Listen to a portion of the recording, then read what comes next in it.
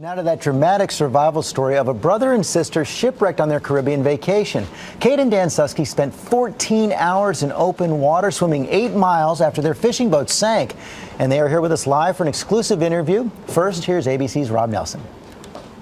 For siblings Dan and Kate Suskis, it was a 4-hour fishing trip in paradise that turned to peril in an instant.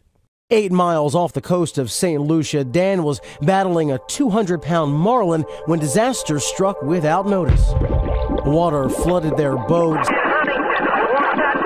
sending them plus the captain and first mate into the rough water as they watched the ship capsize. It was completely surreal, watching the boat stern down, just go subsurface and seeing it underwater it was surreal. In the waves, the Suskis quickly lost sight of the captain and mate and embarked on a terrifying swim, thinking they would die, with images of the stranded divers in the movie Open Water only fueling their fear. Could see land off in the distance and started swimming that direction. And then, 14 hours into their grueling, waterlogged nightmare, some hope. They came upon a sliver of beach where they survived on bananas and mangoes until help arrived a day later. For Good Morning America, Rob Nelson, ABC News, New York. And Kate and Dan Suskis here now. Welcome to GMA. Thank you for being here. Just over a week ago, you guys look great. Are you okay? Yeah. Feeling pretty good, all things considered. Yeah. Any injuries? Yes. The lasting ones are just some joint pain, especially the ankles and shoulder. Oh, that's a lot of time in the water, a lot of time keeping yourself up. So take us back to the moment, Dan, when this all began. What happened? I was there fighting the marlin. Which it was a big marlin. Big marlin, yeah. The captain says about 400 pounds. So they were fighting the fish, and I was getting tired.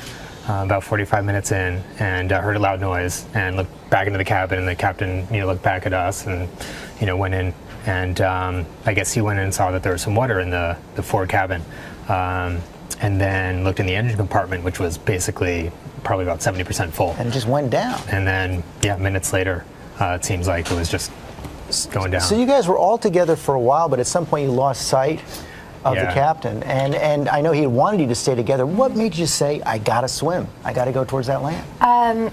I actually felt very anxious just sitting and waiting, and I was starting to get very cold. So when I was moving, I felt a lot better, and we thought we could see land, and it was the thought of just waiting. We waited for an hour because he had called in the coordinates. Because he wanted you to wait. Yes. And eventually we all decided together to start swimming.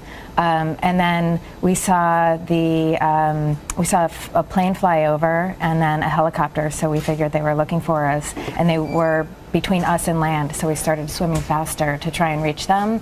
But they disappeared and flew, I think, back to land. And by that time, we had lost the captain. Oh, man. You had seen this movie, Open Water. Yes, I had. What was your biggest fear when you were actually right in the middle of it all? Actually, the biggest was not seeing land, worrying that we were going the wrong direction. We had the wind and the waves kind of behind us, and so we knew based on the wind direction that we were going pretty much towards land. But, when it would disappear, the fear set in, and, we just didn't know where we were going. And then any number of things, the sharks, hypothermia, dehydration, all those things crossed our minds, I think, as we were swimming in. So. Yeah, but you kept your heads and you made it all the way. That must have been an amazing moment when you hit land. Yeah. Oh, it was hard to believe. I don't know if I said it out loud, but my thought was, I can't believe we did it. I can't believe we made it. It was incredible. Yeah, and we knew we had a ways to go because we were at a pretty remote part of the island when we landed. So.